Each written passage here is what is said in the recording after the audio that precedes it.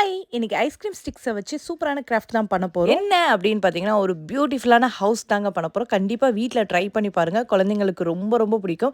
Ice cream sticks வந்து எல்லா ஷாப்ஸ்லயும் கிடைக்குது. ஸோ இது மாரி வந்து செட்டப் பண்ணிட்டு, தென் நம்ம ஹவுஸ் ரெடி ஆயிடுச்சு. நெக்ஸ்ட் இந்த ஸ்டிக்க வந்து ஃபிக்ஸ் பண்ணா முடிஞ்சு போச்சு. ஐய்யயோ! Glue stick முடிஞ்சிருச்சே.